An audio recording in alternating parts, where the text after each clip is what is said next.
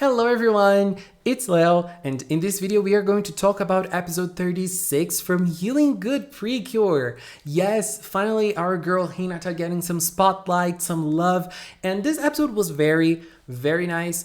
I feel like it was very important for Hinata's character, not so much to the plot of overall Healing Good PreCure, but very important to Hinata's character. Before I start talking about this episode, I just want to say that usually for impression videos I like my other setup, with my other camera.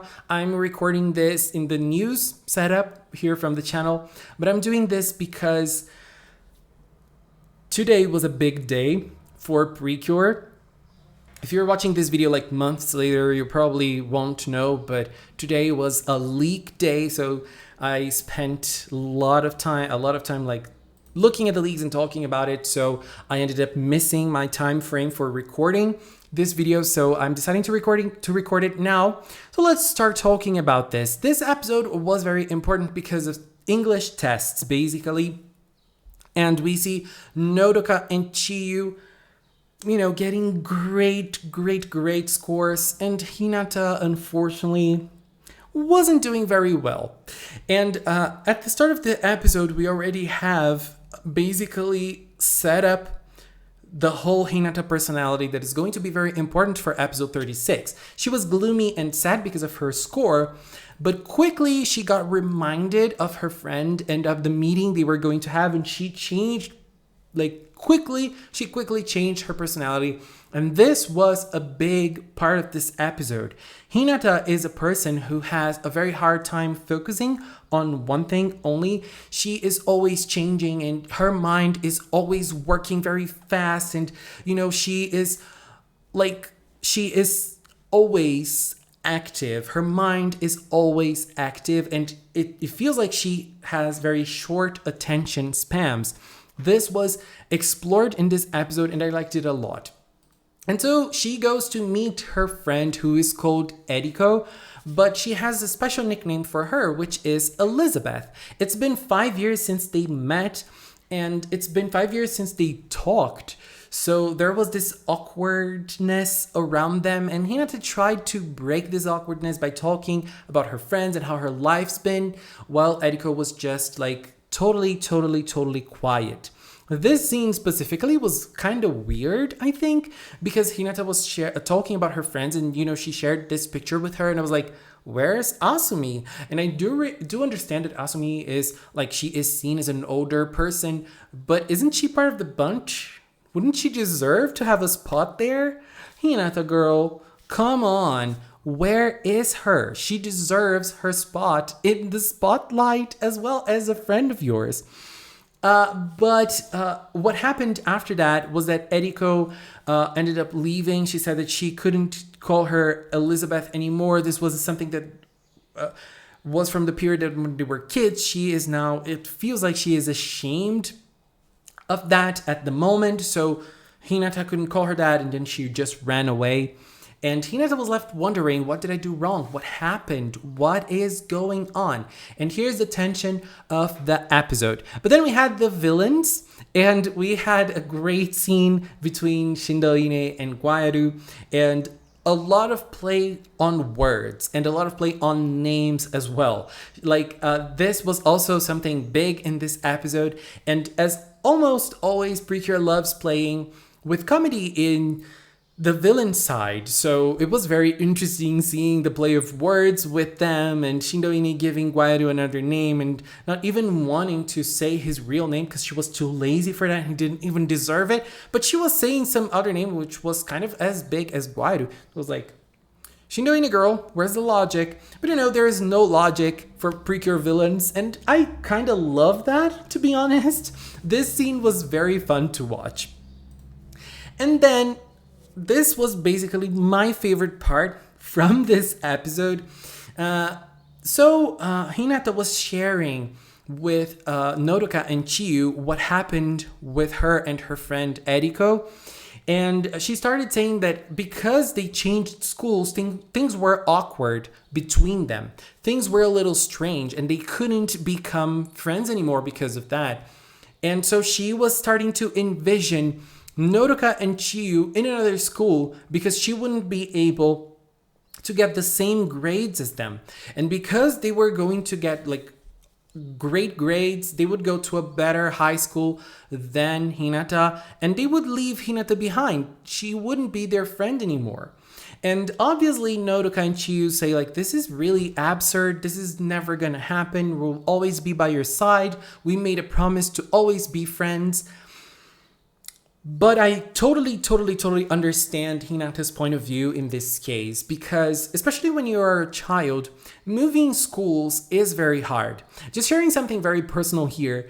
When I went into middle school, I suffered a lot of bullying, and even with the bullying, I was very scared of changing schools because I thought that maybe in the next school it would be even worse than it is in this one. At least in this one, I already know the people.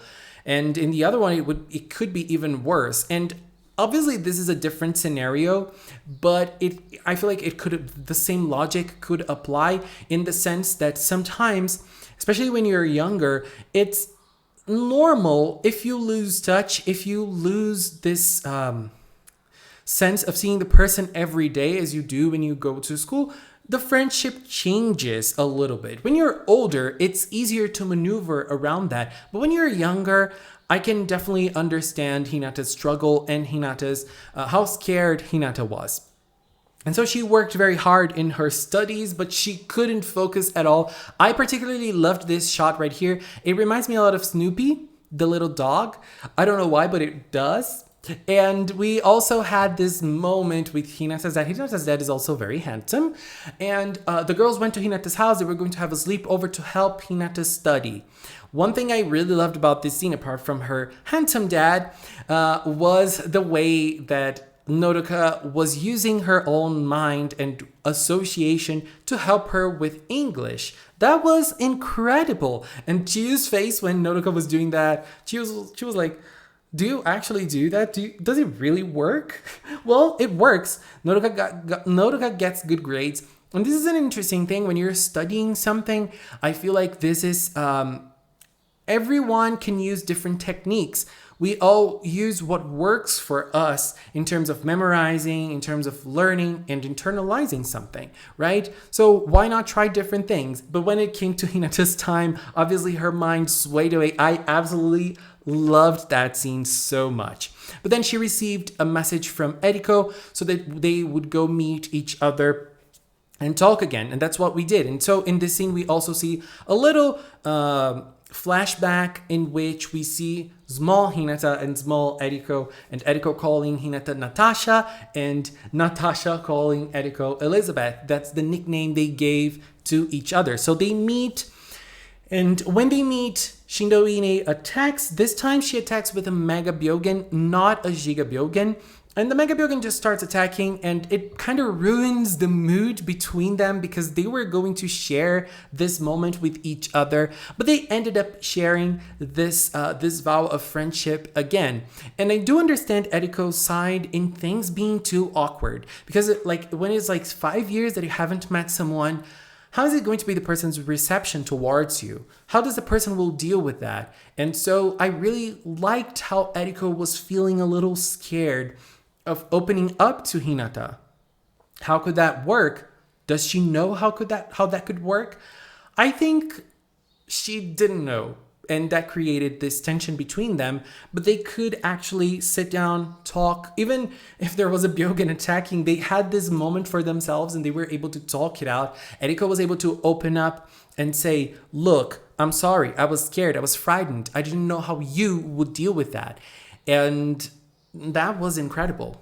That was really nice. I really liked it. And she called her Natasha. So she accepted the nicknames back. And so we had the fight. The fight in this episode was very, very strange. And I'm always complaining about Cure's scan because in this episode specifically, I totally forgot that Cure's scan existed. And then Cure Earth turned into Cure Sparkle and said, Cure Sparkle, it's your turn. And I was like, oh my God, she's now going to use the bottle, because now they're having like nice animations for the bottles. It was just Cure's scan. I was angry. I was really angry. But they defeated the monster. Since it was a Mega Byogen, Hinata was able to defeat, not Hinata, the three girls were able to defeat it with Healing Oasis. Nice callback. And then, the girls, they just had this little moment. And the tree element, this scene with the tree element was very important, I think. Not very important, but it was very like the soul of Healing Good PreCure.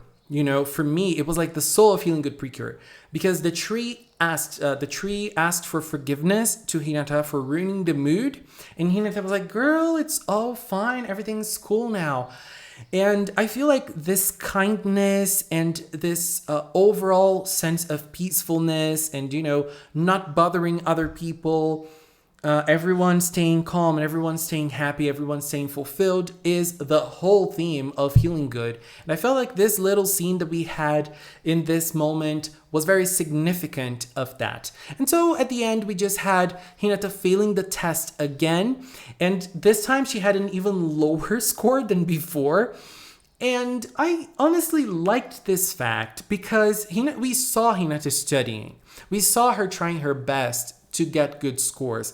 But there are people that study hard, that give their best, and they still can't succeed that well in tests or in certain specific tasks in society that we as a society, we consider it correct.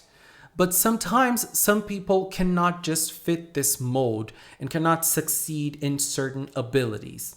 That is very, very real. And at the end, we had this shot that I found very pretty. I really liked it. And thankfully, Asumi was there. She was just there praying at the background, but she's there. Girl is participating somehow. And I was glad that she was there because that was like, why did you forget about her in the first place? Is that what Asumi means to you? But this picture was really adorable. I love Nodoka's face in it. I really love it. Anyways, that was my view on episode 36. Why did I think it was episode 11? Oh my god. Anyways, please leave a comment with yours. Let's keep talking in the comment box below. I just want to take this little time to thank all of the members of the Magical Cinnamon channel. If you are a member, thank you so much for becoming one. Thank you so much for supporting Magical Cinnamon. Thank you so much for believing in Magical Cinnamon. And thank you so much for watching. And until next time, bye bye.